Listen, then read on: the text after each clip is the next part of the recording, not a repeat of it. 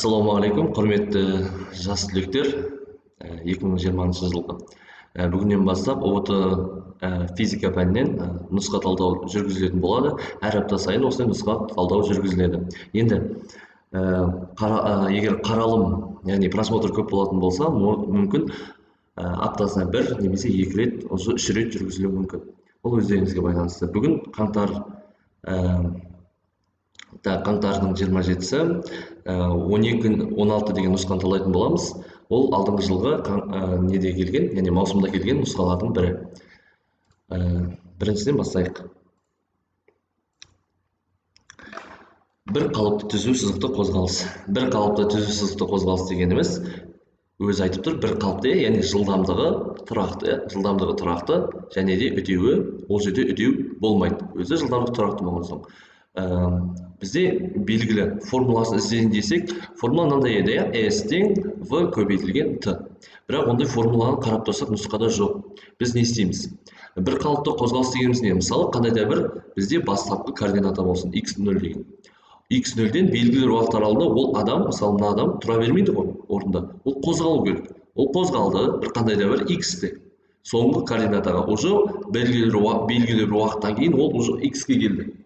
Енді орнын ауыстыруын табу үшін біз S-ті не істейміз? Соңғы координатадан бастапқы координатаны шегереміз.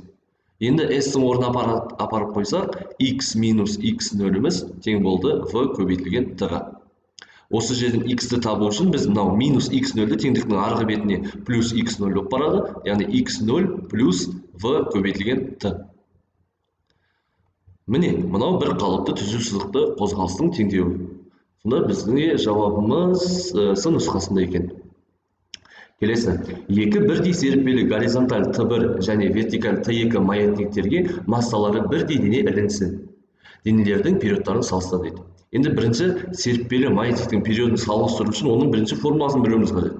Серіппелі маятниктің формуласы, яғни периодының формуласы Т тең 2π түбір асты n бөлінген k-ға тең болады. Бізде қарап отырсақ, екі бірдей серіппе дейді. Яғни екі бірдей серіппе деген бірдей нәрседен жасалған. Олардың онда қатарлықтары да бірдей деген сөз. Екінші жағдайда массалары бірдей дене ілінсе, онда олардың массалары да бірдей деген сөз. Сонда бізде қатаңдықта өзгеріп тұрған жоқ, не масса да өзгеріп тұрған жоқ. Онда не масса өзгермесе, не қатаңдық өзгермесе, онда период қайдан өзгерсін? Онда олар периодтары бірдей деген сөз. Енді қараңдар, ол горизонталь тұр ма, ол вертикаль тұр ма? Ешқандай айырмашылық жоқ. Периодтары бірдей. Келесі. Бірлік көлемдегі заттың массасын көрсететін физикалық шама. Қарап отырсаңдар, мынандай нәрсе бар. Осы анықтама бар, бірақ біз білмейміз не екендігін. Сондықтан бірінші мынандай нәрсеге көңіл аудару керек. Көп жағдайда болса, бірінші шама бар ғой, мысалы көлем деп келді да, екінші шама масса деп келді. Бірінші шама әрқашан көп жағдайда, енді әрқашан деп айтпай-ақ, көп жағдайда ол бөлімінде тұрады. Ал екінші шама ол алымында тұрады екен. Міне көлем V үстінде, яғни алымда M. Онда M-нің V-ға қатынасы бізде массаның көлемге қатынасы бізде тығыздық деген шама бар еді. Сонда есептің жауабы тығыздық. Төртінші. Жылу машинасы бір циклде 100 джоуль жұмыс атқарып дейді. Яғни жұмыс 100 джоуль. Тоңазғышқа 400 джоуль жылу береді дейді. Тоңазғыш дегеніміз Q2, яғни 400 джоуль. Оның пәкін анықтау қажет. Енді пәкін анықтау үшін жылу машинасының пәкі қалай еді? Пәкім тең болады жұмыстың Q1-ге қатынасы көбейтілген 100%. Немесе көп жағдайда оқушылар бізде Q1 минус Q2 бөлінген Q1 көбейтілген 100%. Не осымен шығарады, Енді бізде қараңдар, жұмысымыз бар екен, онда бізде не жоқ? Q2 бар, Q1 жоқ, яғни қыздырғыштың жылуы жоқ. Жұмыс Q1-ден Q2-ні алып тасталғанда шығатын мәні. Енді осы жерден Q1-ді табатын болсақ, бізде Q2 минус 2 мына жағына барып плюс болады. Сонда A плюс Q2-ге тең болады екен. Сонда Q1-ді табайық біз. Жұмысымыз 100-ге тең, Q2-міз 400-ге тең, сонда қыздырғыштікі 500-ге тең екен. 500. Жоқ, енді пәкті табуға болады. Пәк тең A бөлінген Q дейді. A-мыз жұмысымыз 100-ге тең, Бізде q біріміз 500-ге тең, және көбейтілген пайыздық өлшем бірлігі, яғни 100%. Мына 2 нөл мен мына 2 нөлді қысқартып жібереміз, 100-ді 5-ге бөлсек, бізде 20%-ды құрайды екен. Сонда жауабымыз д нұсқасында. Келесі. Сыртқы күшінің әрекетінің стерженьнің ұзындығы 20 см-дан 20,4 см-ге өзгерді деген стерженьнің салыстырмалы ұзаруы. Енді салыстырмалы ұзару дегеніміздің формуласы қалай болады? Эпсилон тең дельта L бөлінген L0. Міне салыстырмалы ұзарудың формуласы жазып алыңдар егер білмеген жағдайда. Дельта L деген нәрсе ол абсолют ұзару. Дельта деген нәрсе ол соңғыдан бастапқысын алып тастау деген мағына емес пе? Бізде қараңдар, басында ұзындығы қанша еді? Так, L0-ымыз бізде 20 см еді. Ал L-ымыз бізде уже 20,4 см болып қалды. Уже ұзарды. Енді екеуінің айырымы 0,4-ге тең. 20,4-тен 20-ны алып тастасақ 0,4 см. Енді қараңдар. Дельта L-ымыз 0,4 см екен. Бөлінген L0-ымыз қаншаға тең? L0-ымыз бізде тоже 20-ға тең, 20 см. Енді 0,4 см мен сантиметр қысқарып кетеді. Біз так 0,4-ті біз 20-ға бөлетін болсақ, жауабымыз 0,2-ні құрайды екен. Сонда жауабымыз бізде Е нұсқасында.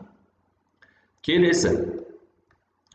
Азот молекуласының массасын тап дейді. Енді қараңдар. Азоттың жай ғана массасын тап деп тұрған жоқ. Молекуласы массасы, молекула бір молекуласының массасы. Молекуласының массасының формуласы міне мынандай жазып алыңыздар. М0 тең болады үлкен М, яғни молярлық масса бөлінген Авогадро тұрақтысы. Енді бізде екеуі де бар. Жай ғана шығаруға болады. М0-ымыз тең болады. Массамыз 28-ге тең, молярлық масса көбейтілген 10-ның -3 дәрежесі деп жазамын. Себебі қараңдар, молярлық масса граммен келінген. Бізге килограмм керек, граммды килограмм айналдыру үшін оның -3 дәрежесін тіркеп жазамыз. Енді Авогадро саны 6 көбейтілген 10-ның 23 дәрежесі. Тең болады. Так, 28-ді мен бөлейін 6-ға. Шамамен 4,67 дейді. Яғни шамамен 4,7 деп алсақ болады. Көбейтілген 10-ның, енді қараңдар, мына жақта -3 плюс 23 тұр. Плюс 23 жоғарыға барып -23 болады.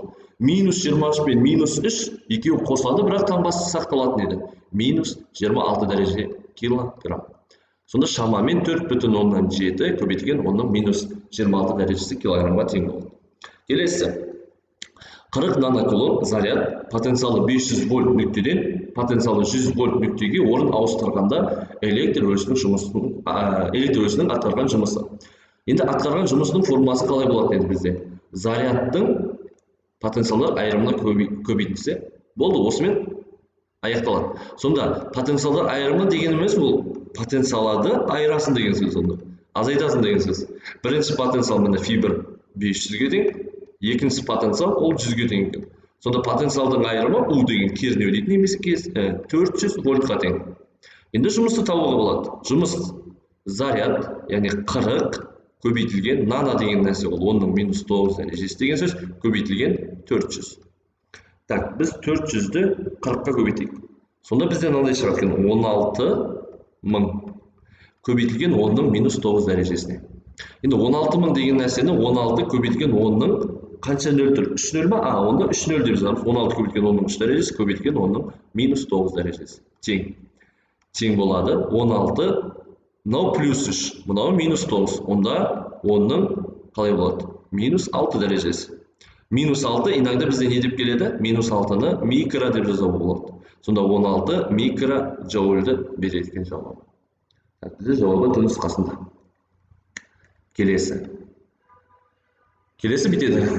-4Q және +14Q зарядталып бірдей металл шарларды бір-біріне түйістіріп қайта орнына әкелді. Содан кейін екінші шарды алып заряды +3Q үшінші шармен түйістіріп ажыратқаннан кейін қайтадан орнына келді. Сол кездегі әрбір шардың заряды. Енді қараңдар, бірінші бізде -4Q мен +14Q-ды не істеді бірінші? Бір-біріне түйістірді. Оппана, бір-біріне түйістірейік. Түйістірген кезде зарядтар бір-бірімен қосылады. Бірақ қараңдар, мына жерде +14Q, мына жерде -4Q. Онда қосылған кезде не болады? 10q ғана қалады. Себебі қараңдар, мынау плюс, мынау минус. Енді 10q қалды, одан кейін түйістіріп қайта орнына әкелді дейді. И 10q шыққан 10q'ды қайта орнына әкелді. Яғни 5q мына жаққа кетті, 2-ге бөлініп кетті, 5q. Содан кейін екінші шарды алып, міне мына 5q'ды алып, екінші шарды дейді, үшінші шарға қосты. Так, мына жерде енді 3q қайтадан пайда болды. Екеуін түйістірді. Екеуі де плюс екен, онда общий 8q болады. И ажыратты, одан соң қайтадан ажыратты дейді. Яғни 2-ге бөлеміз, 4q және 4q болды. Сонда 3 зарядтан шары қандай болады? Біреуі 5q, міне. Біреуі 4q, міне біреуі 4q. Сонда жауабы 5q, 4q, 4q-ға тең болады. Так, бізде мынау келмейді, мынау келеді, қалғандары келмейді. Келесі. Суретте жібек жіпке ілінген жеңіл шариктер берілген. Аттас зарядталған шариктердің әсерлесуін көрсетілген. Енді қараңдар, аттас зарядта дейді. Аттас зарядта деген нәрсе екеуі де плюс, немесе екеуі де минус болу қажет. Аттас зарядтар. Енді қараңдар, аттас зарядтар бізде ол бұрынғы мектептен белгілі, аттас зарядтар бір-бірін тебеді, плюспен плюс немесе минуспен минус. Соны теуіп жатқаны бізде бір екені белгілі. 3 деген нәрсе бір-бірімен не істеп жатыр? Тартылып жатыр. Олар әр аттастар.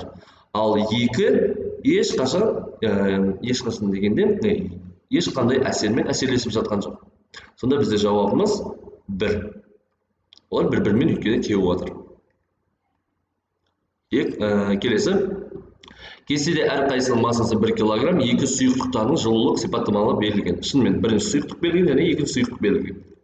100 градус қайнау температурасында дейді, яғни 100 градусы қайсы қайнау температурасы? 1 ма, 2 ма? 1 ғой. Онда 2-ні бізге алмаймыз. 2 қажет емес дейді. Тек қана 1 ғана қажет. Өйткені міне 100 градус. Сұйықтықты толығымен буландыруға қажет жылу мөлшері. Енді булану жылуы деген нәрсе формуласы міне мынандай. Өте қарапайым, Q тең R көбейтілген M.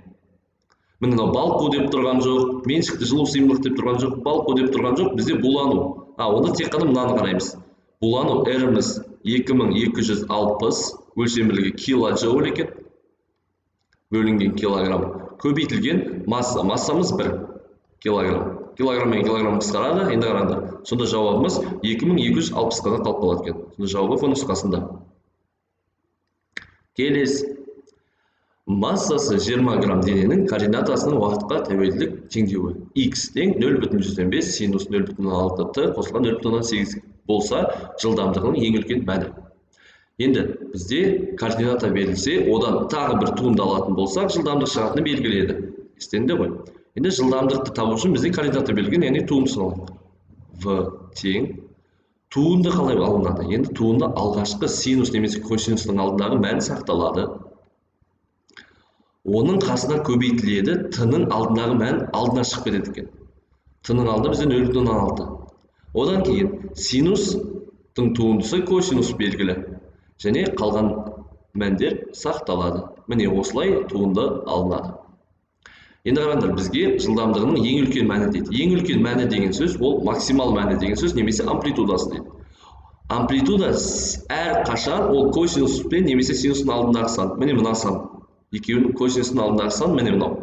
Енді 0,100-ден 5-ге мен көбейтейін 0,6-ны. Сонда жауап 0,03 метр секундқа тең болады. Міне максимал мәні. С нұсқасында. Келесі 12. Жүкті көлбеулік бұрышы 30 градус жазықтықпен көтерген жұмысшы дейді. Енді қараңдар. Мысалы, қандай да бір жүкті, мынандай да бір жүк бар, оны бір қандай да бір биіктікке көтеру керек. Оны біз қалай көтеруімізге болады? Ең оңай жолы тіке көтеру. Деп ойлайсыңдар, өйткені міне тіке көтерген кезде түзу траекториясы ең аз орын ауыстырылады. Бірақ тіке көтеру өте қиын болады.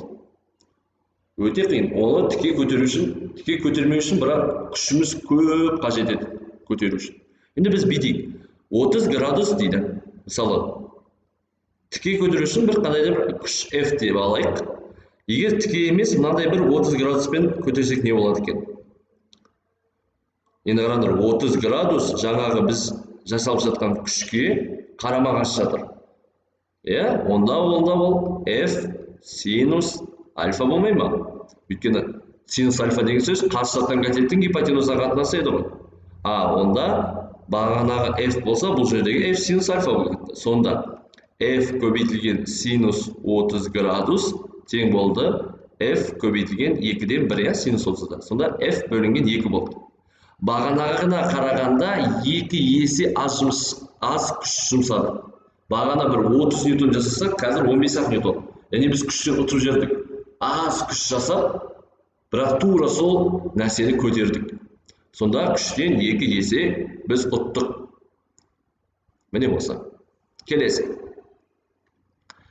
Сутек молекуласының 47 градус температурадағы орташа квадраттық жылдамдығын тап дейді. Орташа квадраттық жылдамдықтың формуласы қалай болады? V тең түбір асты 3RT бөлінген үлкен M. Міне осымен қарапайым формуламен шығарамыз. Түбір асты 3 көбейтілген R дегеніміз универсал газ құрамы 8,31-ге тең. Температура қазірше жазбай тұрамын. Малярлық масса 2 грамм деді. Қайтадан қанша? Оның минус 3 дәрежесін тіркеп жасам. Енді қараңдар. 47 дейді. Бірақ градус Цельсий. Градус Цельсийні біз шығарса қазір қате болады. Сондықтан біз кельвинге айналдырамыз.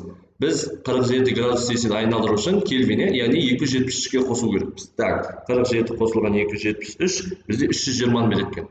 300 сонда 20 кельвин. Сонда температураның орнына енді мен 320-ны қоямын. Так, енді алымын көбейтейін. 3-ті көбейтемін 8,31-ге, оны көбейтемін 320-ға. Сонда менің мәнім 7977 дейді. Шамамен 8000. Бөлінген 2 көбейтілген 10-ның минус 3 дәрежесі. Енді мен бейтейін. 8000-ды 2-ге бөлсем, менде 4000 шығады. Көбейтілген 10-ның минус 3 дәрежесі үстіне барып, 10-ның плюс 3 болады. Немесе бұны қалай жазуға болады? 4 көбейтілген, мынау 10-ның 3 дәрежесі, мынау тағы 10-ның 3 дәрежесі, сонда 10-ның 6 дәрежесі. 4-тен бізде 2 шығып кетеді, 10-ның 6 дәрежесінен бізде 2-ге бөлініп, 10-ның 3 дәрежесі шығып кетеді. Метр секунд. Сонда жауабымыз 2 көбейтілген 10-ның 3 дәрежесіне тең болады. Келесі.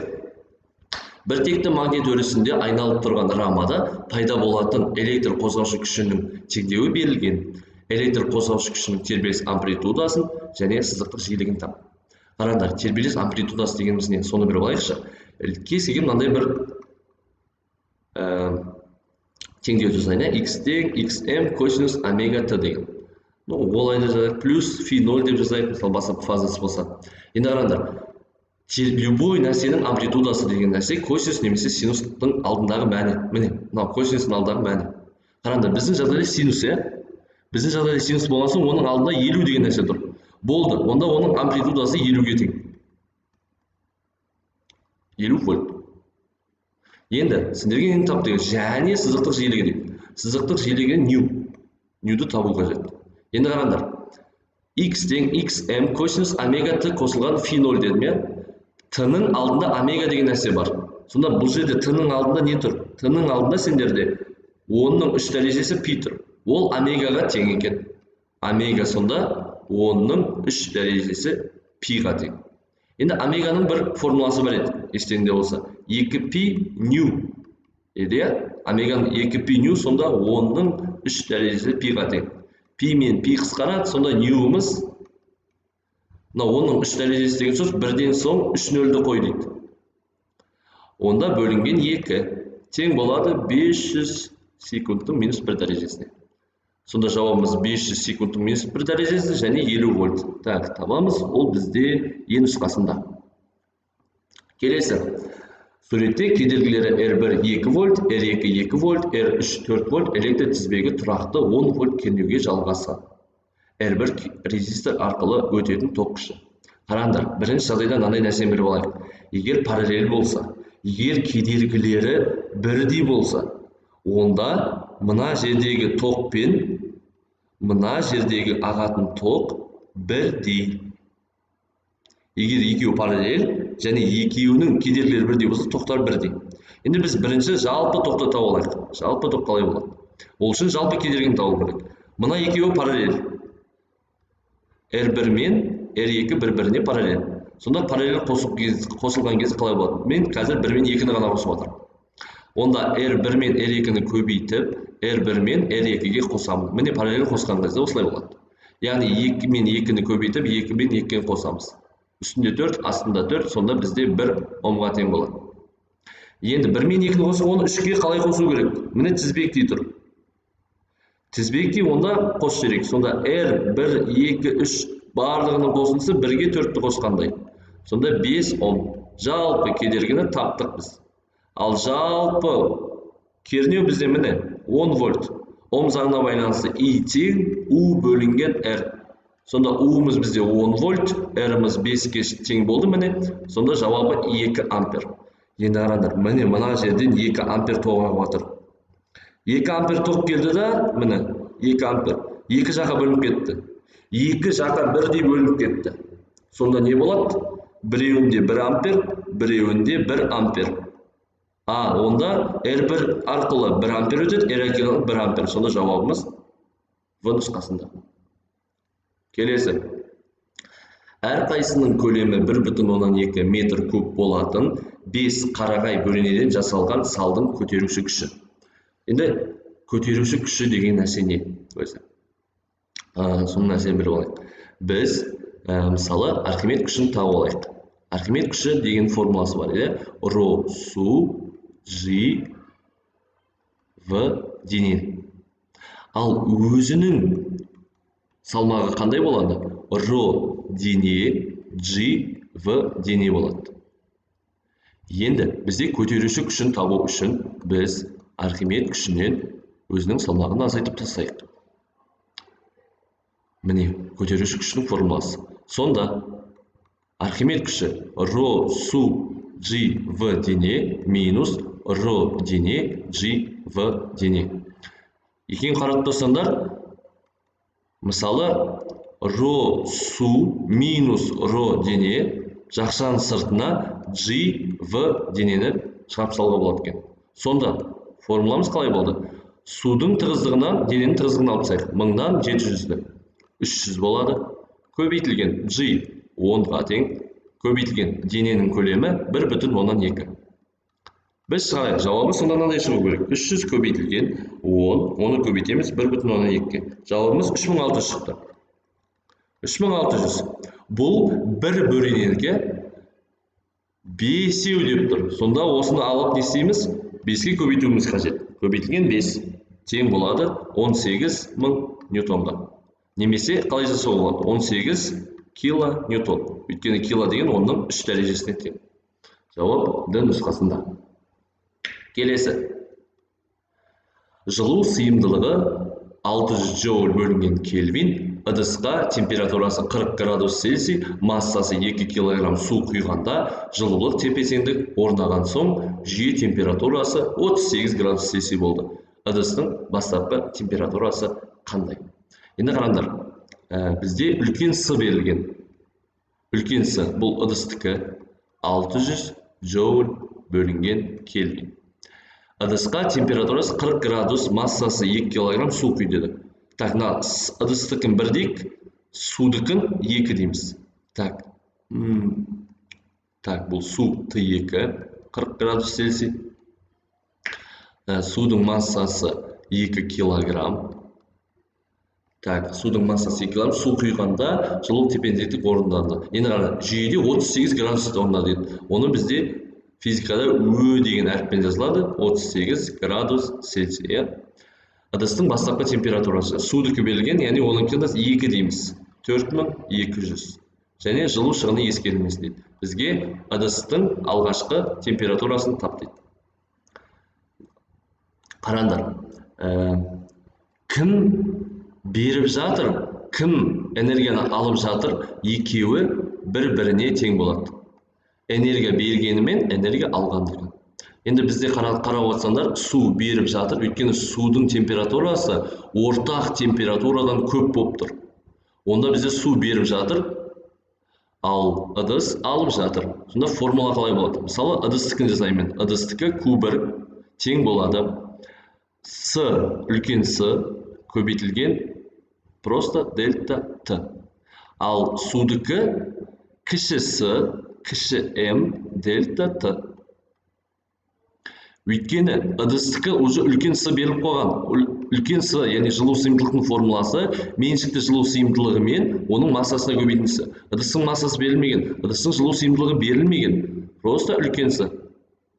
Енді екеуін теңестірейік. Үлкен с көбейтілген дельта т тең болады с м кіші дельта т. Мынау екілер, мыналар бірлер. Енді бізде с1, так. с1 дельта т деген бұл ыдыстық еді. Ыдыстың соңғысы 38 болды. Бастапқысы бізге беймәлім. Тең. Судікі с2, м2. Судікі соңғысы 38 болды. Бірақ бастапқысы 40 еді. Біз керісінше аламыз. Өйткені теңдіктің мына жағына өткен кезде негізі минус болып өту керек. Сонда 40-тан біз 38-ді аламыз керісінше. Сонда қалай болды? Енді біз нені табуымыз керек? Т1 табуымыз керек. Бірінші не істейміз? Так, с1 көбейтілген 38 минус т1 тең болады с2 м2 көбейтілген 2. Енді мен мынақта 38 минус т1-ді табу үшін мынау көбейту с1-ді а жаққа бөлу ретінде жіберейін. с2 м2 көбейтілген 2 бөлінген с1 қылып. Енді не істейміз? Так, енді мына жерде мәнін тауып алайын мен бірінші. с2 менде 4200 еді. Көбейтілген м2 менде 2 еді. Көбейтілген 2 бөлінген 600-ге. Так, енді 4200-ді мен 4-ке көбейтем, яғни 2, оны бөлемін. Так, 600-ге. 28 шықты. 28. Қарандар. 38 минус т1 тең 28-ге.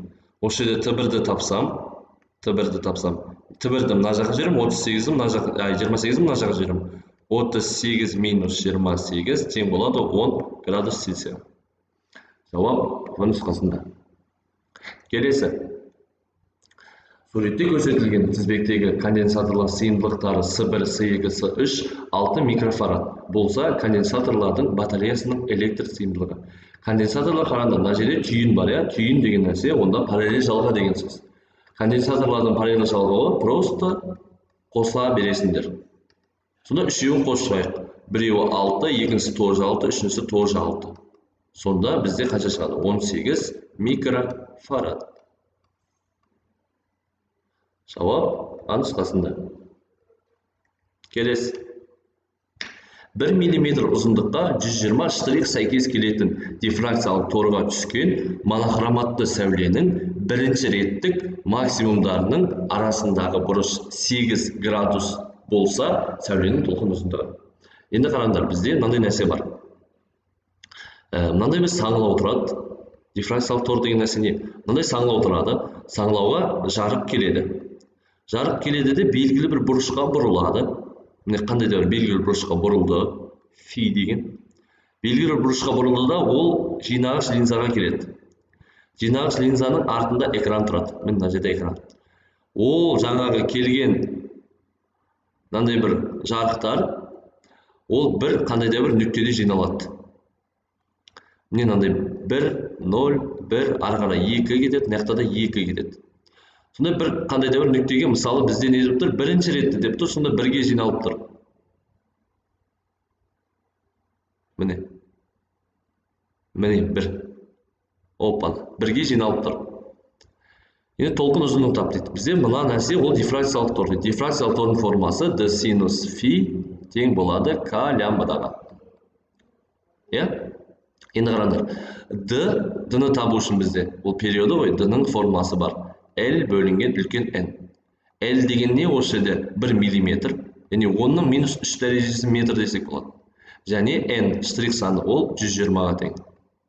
Міне, D-ның орнына осыны қоямыз. Сонда мен қаншаны? 1-ді 120-ға бөлейін. Сонда менде, так, бұны бөлгенше қазір бөлмей қояйық, өйткені мынандай жуық шамамен шығады. Лучше бар апару орнына қоя салайық. Так, бізге нені табу керек? Лямбдадан табу керек қой. Лямбдадан табу үшін мен қасында не тұр? К. К-сына кетеді, қалған барлығы бізде үстіне кетеді екен. тең. D-ның орнына мен A-ны жазамын қайтадан. Сонда 10-ның минус 3 дәрежесі бөлінген 120. Міне мынаны жаздым. Көбейтілген синус фи дейді. Енді қараңдар, синус 8 градус, не синус 4 градус. Енді ойланады, қайсысын алайын? Ананы алсам мынаны шығады, мынаны алсам мынаны шығады. Біз қараңдар, фи деген нәрсе ол міне мынау бұрыш қой. Ол бұрыш, сонда қараңдар, сендерге мына бұрышты берілген да 8 градус.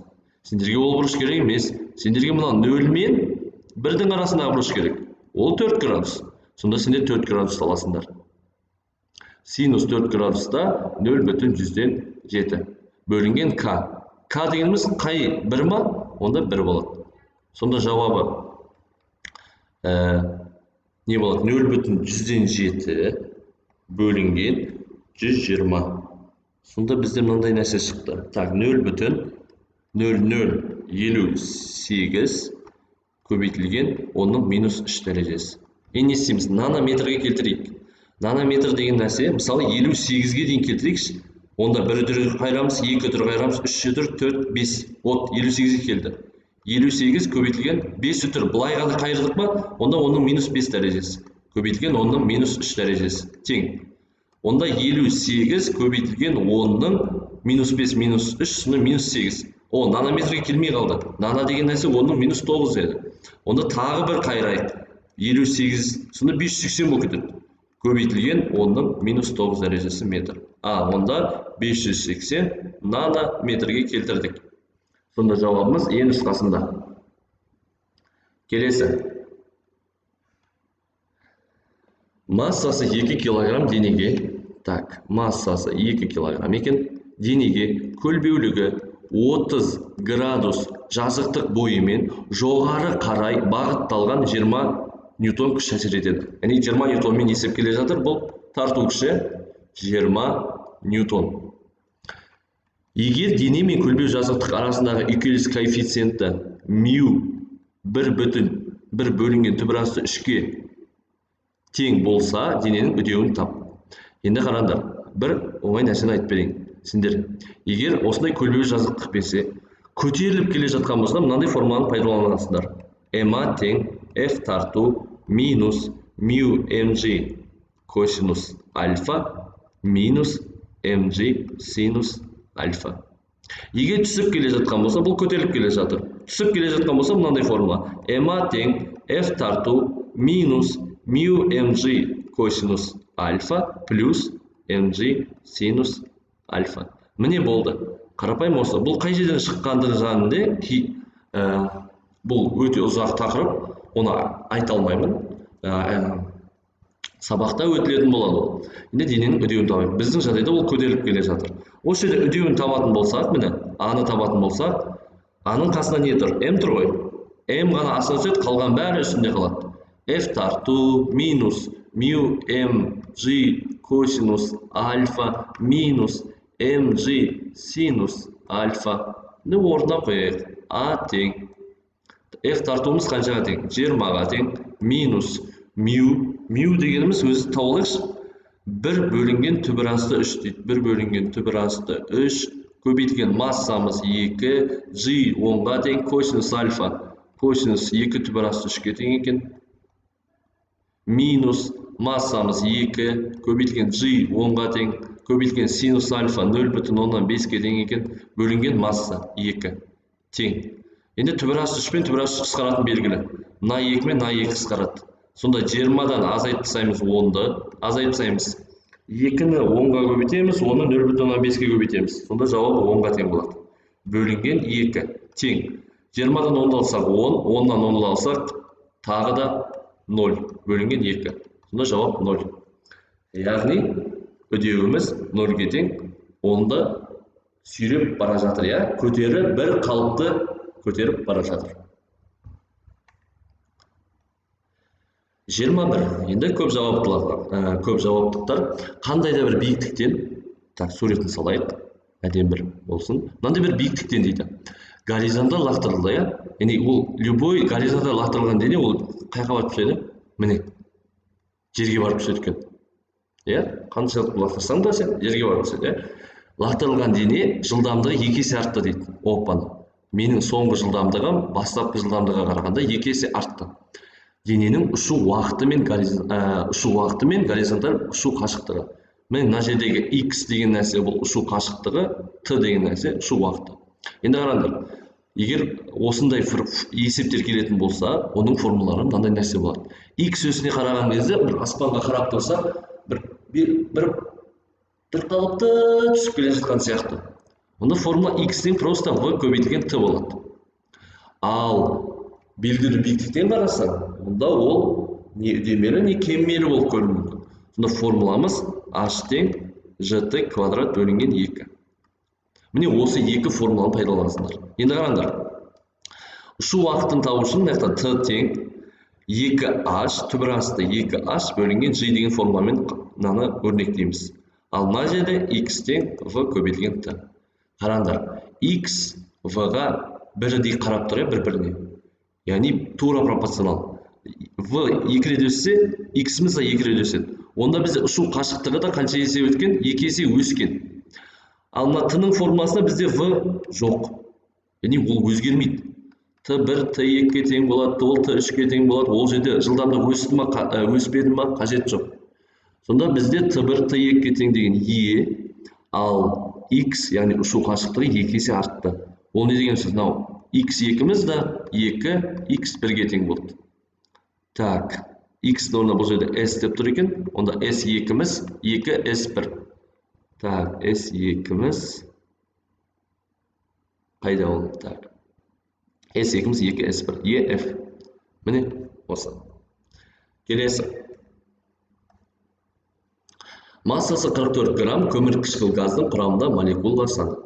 Енді бұл формула оңай болу керек. Себебі нью, яғни зат мөлшерінің кіші m бөлінген үлкен m деген формуласы бар, және зат мөлшерінің үлкен n бөлінген n авогадро деген формуласы бар. Енді екеуін бір-біріне теңестірейін. Кіші m-нің үлкен m-ге қатынасы, үлкен n-нің n авогадроға қатынасы. Енді осы жерден молекулалар саны. Молекула саны табу үшін оған қарсы жатқандарды көбейтемін, яғни m n авогадро бөлінген үлкен m-ге. Енді табайын. Кіші m-міз 44 дейді. Қараңдар, мына жерде 44 грамм. Қайтадан не істеймін? 44 көбейтілген оның минус 3 дәрежесін тіркеп жазамын. n авогадро, яғни 6,02 көбейтілген оның 23 дәрежесіне бөлінген үлкен m. Ол 44 көбейтілген тоже оның минус 3 дәрежесі. 44 пен 44 қысқарады, оның минус 3 пен минус 3 қысқарады, сонда жауап мынаған тең болып қалды. 6 көбейтілген шамамен қанша болады? 6 көбейтілген оның 23 дәрежесі. Ол v нұсқасында бар екен, қалған нұсқаларда жоқ. Келесі. Катодта массасы 4 миллиграмм кальций бөлінген уақытта электролит арқылы өтетін заряд мөлшері. Енді бұл электр тоғының химиялық қасиетіне жүгінеді. Онда мынандай бір формула бар, естеріңізде болсын. m тең kq деген. Осы жердегі зарядты тап дейді.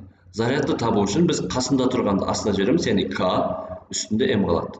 Енді бізде масса бар, 4 көбейтілген милли дейді. Милли дегеніміз оның минус 3 дәрежесі, көбейтілген грамм дейді, ал граммда килограмм айналу үшін тағы минус бөлеміз k-ға 0,2 көбейтілген оның минус 6 дәрежесіне.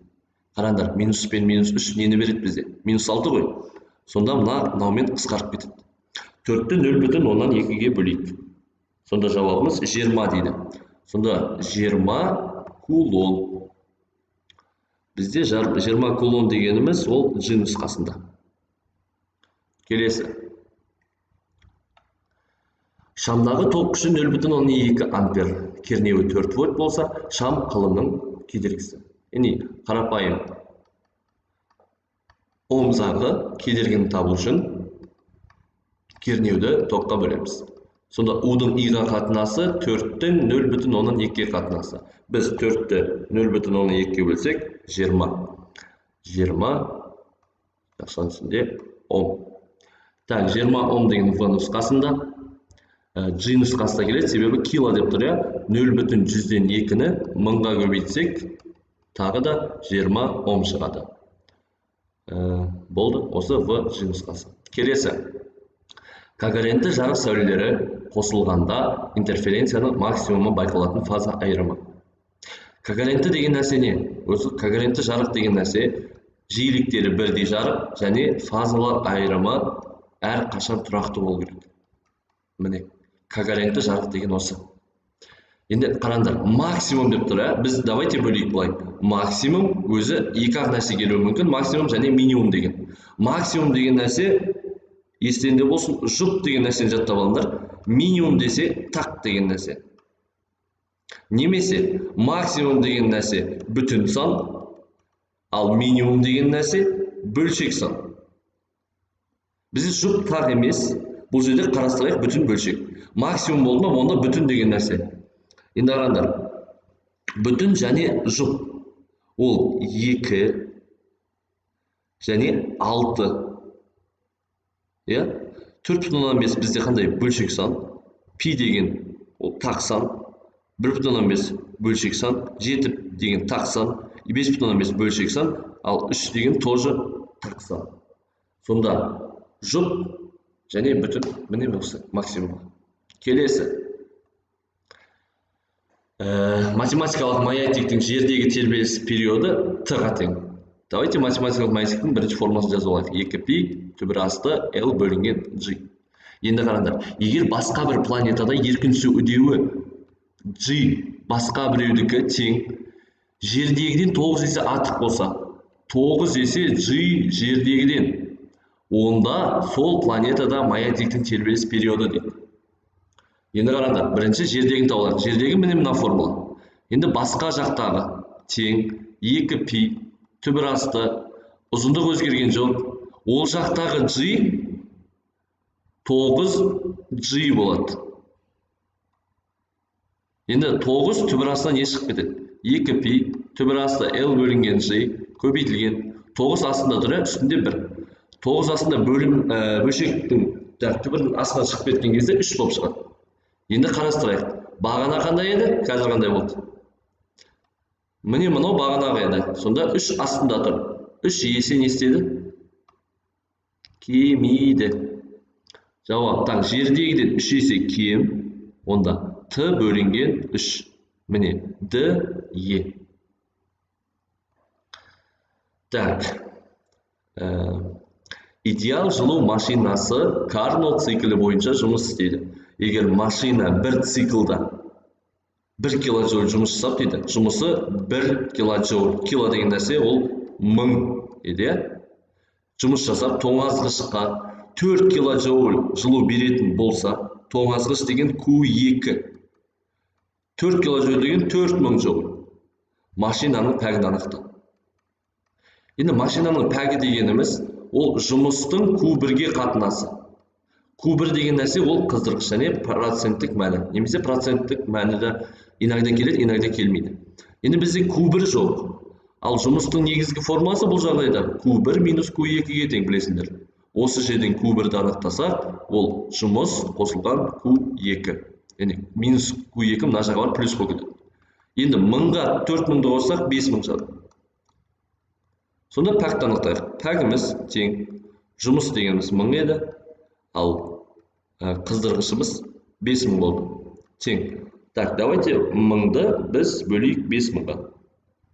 Жауабы 0,2-ге тең болады. Сонда пәгіміз 0,2-ге тең. Немесе процент келсе, оны 100-ге көбейтейік. Оны біз 100-ге көбейтетін болсақ, бізде 20%.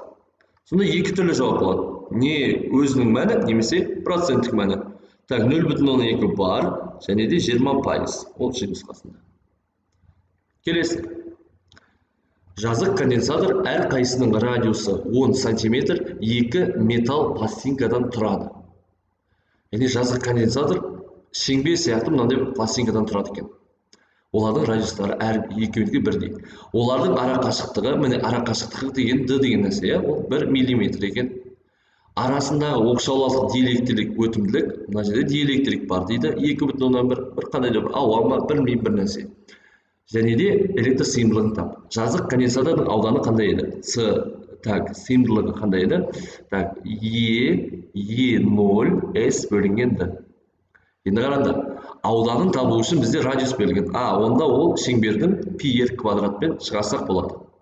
Сонда формула бойынша E0 S-тің орнына πr квадратты қоямыз, бөлінген D. Енді шығарайық. Е дегеніміз қанша? Е дегеніміз 2,1 екен. Көбейтілген Е0 дегеніміз беріледі, тұрақты шама, яғни электр тұрақтысы деп аталады. 8,85 көбейтілген 10-ның минус 12 дәрежесі. Көбейтілген пиіміз 3,14 және қараңдар, радиусымыз қанша? 10 сантиметр, я? Радиусымыз 10 сантиметр. Так, 10 сантиметр, оны метрге айналдырсақ 100-ге бөлеміз. Яғни 0,1 метр. Көбейтілген, и то оның несі квадраты. 0,100 болып кетеді. Квадрат. Бөлінген д. 1 миллиметр дейді. 1 миллиметр дегеніміз, так, оны мыңға бөл деген сөз. 0,100-1. Тең болады. Енді 0,100 мен 0,100-ді қысқасақ, мына жерде не болады? 10 болмайтын бе? Так, 0,100-ге бөлеміз 0,100-ді. 10. Енді мынаны көбейтіп шығайық. Так, 2,1-ді біз көбейтейік 8,85-ге, оны көбейтейік 3,14-ге, оны көбейтейік 10-ға. Сонда 583 деген шығады екен. 583 көбейтілген дәреже, сонда оның минус 12 дәрежесі фарад. Немесе 583 көбейтілген 10-ның минус 12 деген нәрсе пика деген мағынаны білдіреді. Так, көрейік. 583 шамамен 580 С нұсқасында және И нұсқасында. Келесі. Спирт шамды пайдаланып, массасы 100 грамм судың температурасын 16 градустан 71 градусқа дейін жеткізу үшін массасы 10 грамм спирт жұмсалса, қондырғының пәкі нешеге дейін? Қараңдар, қайсы пайдалы, қайсы толық екенін білу үшін не істейміз? Бірінші, так, пәкті дегеніміз пайдалы жұмыстың толық жұмысқа қатынасы және проценттік көрсеткіші. Енді қайсы пайдалы, қайсы толық екенін білу үшін деген нәрсе бізге көмекке келеді. Үшін, енді есеп мағынасын қарайық. Не үшін не істелген? Спирт шамды пайдаланып, судың температурасын қыздыру үшін. Яғни үшінен алдын суды қыздыру керек екен. Q тең Cm дельта Т. Міне қыздыру деген нау. Суды қыздыру үшін не жұмсалды? Спирт не істейді? Спирт шам жанады, жанған кезде суды қайнатады. Ал жандыру деген нәрсе Q тең Qm. Міне суды қыздыру үшін спирт жағылды. Сонда пәгіміздің формуласы Q1 мынау Q2. Q1-дің Q2-ге қатынасы тең Cm дельта Т бөлінген Qm. Мынау спирттен жанып атқан, мынау су. Тең С қаншаға тең? 4200 судыкі, масса су. Так, бізде судыкі 100 грамм дейді. Так, 100-ді бөлеміз қанша? 1000-ға, килограмм тауышын 0,1-ге тең дейді. Дельта Т дейді. Қаншадан қаншаға? 16,71. 71-ден азайтып тастаймыз 16-ны. Бөлеміз Q берілген бізде 27 көбейтілген 10-ның 6 дәрежесі көбейтілген спирттің массасы. Спирттің массасы 10 грамм, оны килограммға айналдырып бөлінген 1000 тең 0,100. Енді алымын және бөлімін есептеп алайық. 71-ден біз 16-ны азайтып тастаймыз 55, оны көбейтеміз 0,1, оны көбейтеміз 4200-ге. Жауабымыз 23100 шығады екен. Алымында 23100, енді бөлімінде 27-ні 0,100-ге көбейтеміз. 0,127. 0,127 көбейтілген 10-ның 6 дәрежесі. Енді 23100 деп ала берейік. Мына жерде 10-ның 6 дәрежесі. 0,127. Қараңдар, 10-ның 6 дәрежесі деген миллион. Оны мысалы мен миллионға көбейтейін. Оңай болу үшін, Миллионға көбейтсем 270 мың шығады екен. 270 мың. Енді 23100-ді мен бөлемін қаншаға? 270 мыңға. Сонда 0,085 немесе 0,086 шығады екен. Шамамен так, 0,086.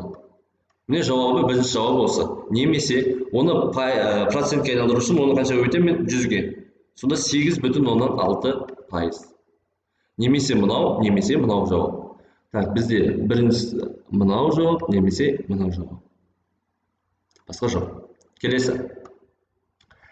Металға түскен жарықтың толқын ұзындығы 420 нанометр болғанда, тежегіш кернеу 0,95 вольт болса, электронның металдан шығу жұмысы неге тең?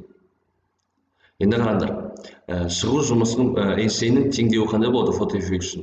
HS бөлінген лямбда тең шығу жұмысы қосылған кинетикалық энергия немесе былай қорытуға болады. HC бөлінген лямбда тең А шығу жұмысы қосылған кинетиканың орнына EU деген формуланы қолданамыз. Енді осы жерде шығу жұмысын тап дейді. Шығу жұмысын табу үшін біз HC бөлінген лямбдадан EU деген нәрсені не істейміз? Минус топ не жібереді? EU.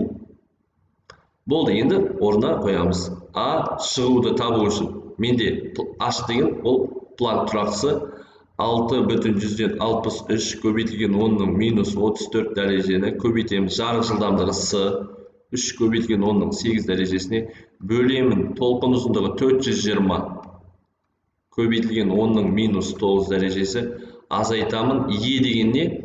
Е деген міне элементар заряд 1,6 көбейтілген 10-ның минус 19 дәрежесі көбейтілген У.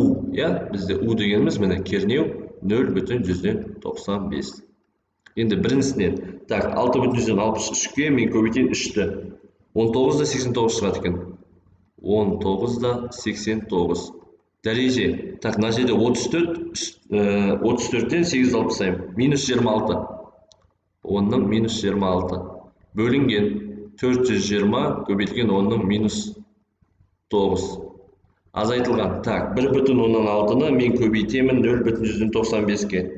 Шамамен 1,52 дейді. 1,52 көбейтілген 10-ның минус 19 дәрежесі. Енді 19-ды 89-ды мен бөлейін 420-ға. 0,047 дейді. 0,047 көбейтілген 26-дан 9 алып тастаймыз. Өйткені қараңдар, минус 9 үстіне бар, плюс 9 болады. Сонда минус 10-ның минус 17 дейді. Азайтылған 1,52 көбейтілген 10-ның минус 19. Қараңдар, азайта алмаймыз, себебі дәрежелер келмейді. Сондықтан мынаны минус 19-ға келтіру үшін үтірді 2 рет қайырамын. 4,7 көбейтілген 10-ның минус 19 дәрежесі, азайтылған 1,152 көбейтілген 10-ның минус 19 дәрежесі. Енді шығады. 4,7-ден азайтып тастаймын 1,52-ні. Сонда 3,118-ні 3,10-нан шамамен 2 болады. Көбейтілген 10-ның минус 19 дәрежесі джоульге. Міне. Енді қараңдар. Бірінші жауабымыз осыған тең екен. 3,12 көбейтілген 10-ның минус 19 дәрежесі джоуль. Енді қараңдар. Электровольтқа айналдыру үшін есіңде болсын. Сол жауап шығады ғой, 10-ның минус 19 дәрежесі джоульді. Джоульді электровольтқа айналдыру үшін мен бір электровольтта қанша бар екенін тексеріп аламын. Ол 1,6 көбейтілген 10-ның минус 19 дәрежесі. Шыққан мәнді енді мен соған бөлуім керек. 1,6 көбейтілген 10-ның минус 19 дәрежесіне. Электрон вольтты табу үшін. Енді 10-ның минус 19 мен минус 19 кетті. 3,2-ні мен бөлемін 1,6-ға. Жауабым 2. Сонда екінші жауап 2 электрон вольт шығады екен. Бізде ол G нұсқасында. Міне бүгінгі нұсқаны талдап біттік. Бүгінгі нұсқаны талдап біттік. Қош, сау болыңыздар.